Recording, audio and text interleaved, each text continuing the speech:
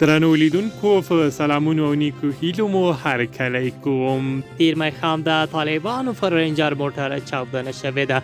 جنوبي کوریا وایي راتلونکي کال له افغانستان سره په بېلابېلو برخو کې همکاري کوو. د ملګرو ملتونو ځانګړي استازي ډیبرا لینز نن له عبدالسلام حنفي سره وکتل. پاتې جزئیات په دې ویډیو کې وګورئ او یوټیوب چینل هم درسره سبسکرایب کړئ. د طالبانو پر رینجر موټر چاودنه شوې ده. ننګرهار ځایي رسنۍ وایي جلال آباد ښار کې نن د ورځې اوږدو کې د طالبانو پر یو رینجر موټر چاودنه شوې ده چې 2 طالبان پکې وژل شوي او 15 ولسي خلک یې ژوبل کړي دي. د معلوماتو له مخې په ټپیانو کې یوه ماشومه هم شاملې ده. د یادونې وړ دی چې په وروستیو څو ورځو کې پرله پسې د طالبانو پر رینجر موټر چاودنې شوې چې د ملکي خلکو په ګډون یې نږدې 40 تنو ته مرګ ژوبله اړولې دی. بلخوا جنوبي کوریا وایي راتلونکي کال له افغانستان سره په بېلابېلو برخو کې همکاري کوي. د جنوبي کوریا حکومت ویلي چې دوی د شاوخوا 19.5 میلیونه ډالرو په ارزښت په راتلونکي میلادي کال کې په افغانستان کې د ځینو انکشافي پروژو د پیلولو پلان لري.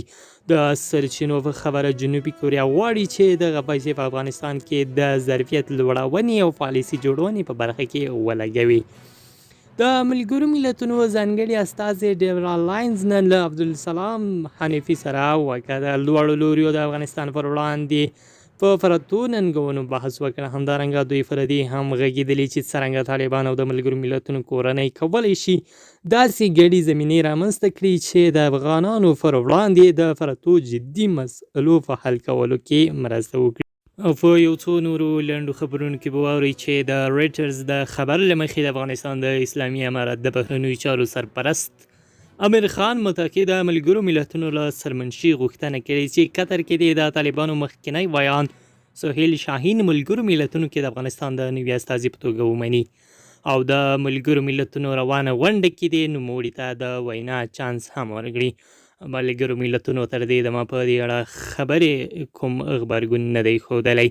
بلخوا د امریکا د متحده ایالاتو ولسمشر جو بایدن د ملګرو ملتونو کلنۍ غونډې ته په خپله وینا کې له طالبانو غوښتل چې د بشري حقوقو او ښځو حقوقو په تړاو نړیوالو اصولو او قوانینو ته درناوی وکړي. بایدن ویل نړۍ په دې برخه کې جدي ده او له طالبانو سره حساب کوي.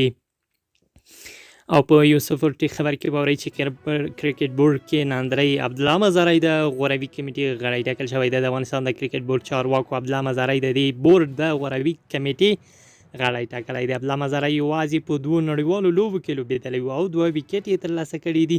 د غوروي کمیټې غړي په توګه د نوموړي د ټاکنې پرېکړه په ټولنیزو رسنیو کې د خلکو غوسې هم راپارولې دي. نوموړي څه موده وړاندې د خلکو له شدیدو غبرګونونو او انتقادونو وروسته اړ شو چې د کرکټ له هر ډول لوبو استعفا ورکړي.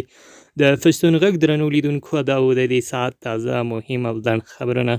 د همداسې نورو مطالبو لپاره پښتون غږ یوټیوب چینل حتمي سبسکرایب کړئ. له ملتیا مو مننه. ښاد، بریالي او سوکاله اوسئ.